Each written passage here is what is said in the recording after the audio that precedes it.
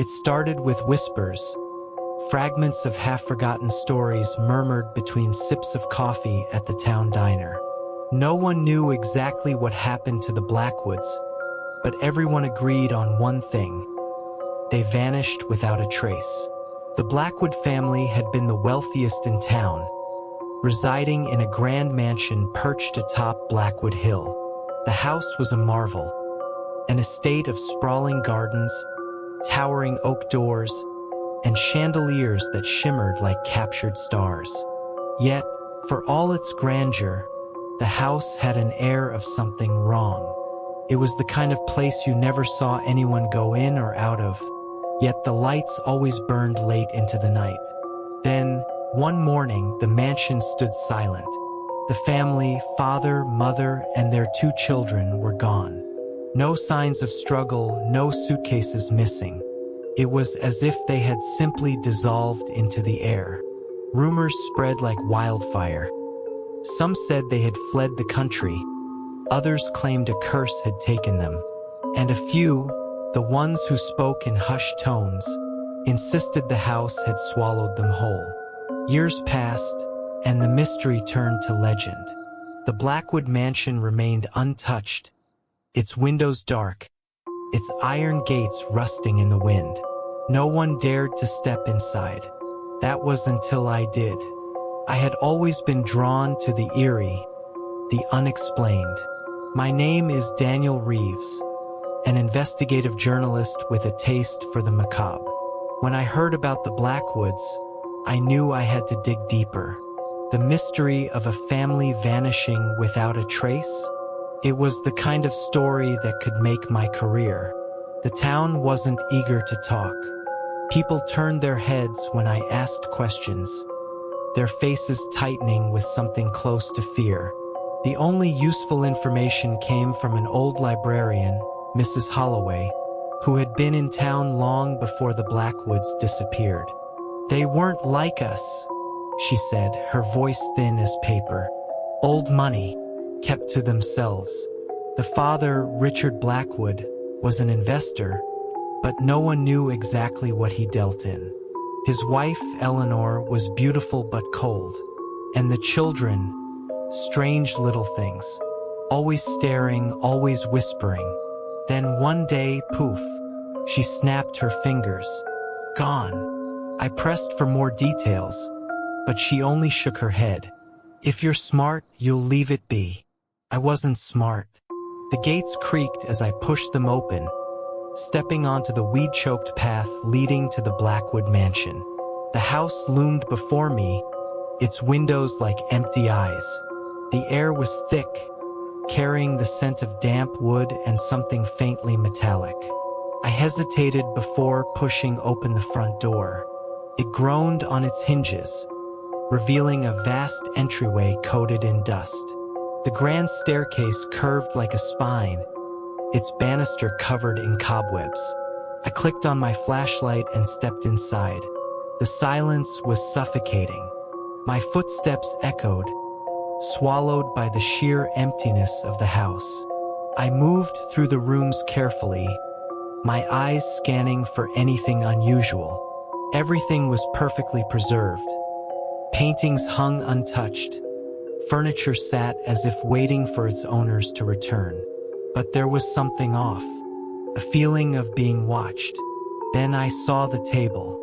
The dining room was immaculate, except for the long wooden table set for 4. Plates of untouched food sat before empty chairs, coated in a thin layer of dust. A roast, now petrified, sat at the center, along with silverware poised as if ready to be picked up.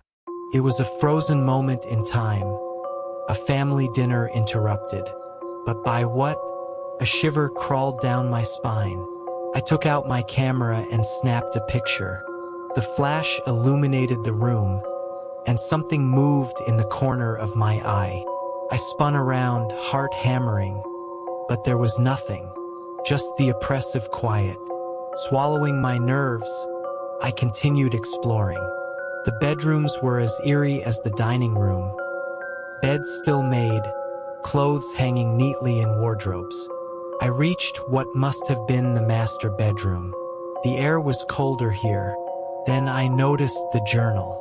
It lay open on the bedside table, its pages yellowed with age. I picked it up and began to read. Richard is worried again. He hears the whispers at night. He says the house is hungry. I tell him it's just the wind. A chill ran through me. I flipped further. Last night, the children were talking to the walls again. I asked who they were speaking to. They just smiled and said, "The ones who wait." My throat went dry. The pages that followed were erratic. Scribbled words, frantic warnings, and then, abruptly, the entries stopped. A noise echoed down the hall. A soft shuffle, like feet dragging against wood. I froze. I wasn't alone. Slowly, I backed out of the room, my breath shallow. The hallway stretched before me, empty yet feeling impossibly full. I turned off my flashlight, relying on the dim moonlight filtering through the windows. My pulse pounded as I crept back toward the stairs. Then, from the dining room, came the scrape of a chair. I broke into a run. The entryway loomed ahead, the door slightly ajar. I could make it. I had to make it. A whisper brushed against my ear, impossibly close. "Stay." I lunged forward, yanking the door open and stumbling onto the front steps. The air outside felt electric, charged with something unseen. I slammed the door shut behind me and ran, not stopping until I was back at my motel, the weight of the journal heavy in my hands. The Blackwoods were gone, but the house was not empty. And whatever was inside, it didn't want me to leave. Sleep didn't come easy that night. The journal lay on the motel nightstand, its brittle pages whispering secrets I wasn't sure I wanted to know. My mind replayed the eerie whisper, the scraping chair, the feeling of being watched. I told myself it was my imagination, but deep down, I knew better. By morning, my fear had curdled into determination. I needed answers. I spent the day digging through town records. The Blackwoods' wealth was a mystery, no clear source, no documented business dealings. It was as if their fortune had materialized from nowhere. But what unsettled me more were the older records. The land where the mansion stood had a history, a dark one. Long before the Blackwoods, there had been another house. It had burned to the ground in the late 1800s, the entire family inside perishing in the flames. The only survivor was a young boy who claimed the house had fed on them. He was deemed mad and sent away. The land remained untouched for decades, until Richard Blackwood built his mansion atop the ashes. I knew what I had to do. That night, I returned to the house. The air was thicker than before, charged with something unseen. The moment I stepped inside, I felt it, a presence, something aware of me. My flashlight flickered as I moved cautiously through the halls. Then I heard them, whispers, not one but many, layered voices, rising and falling in an eerie chant. From the darkness, a child's voice giggled. "The ones who wait," it whispered. A cold hand brushed my arm, and the door behind me slammed shut. The air thickened instantly, pressing against my chest like unseen hands. My breath came in ragged gasps as I fumbled for my flashlight.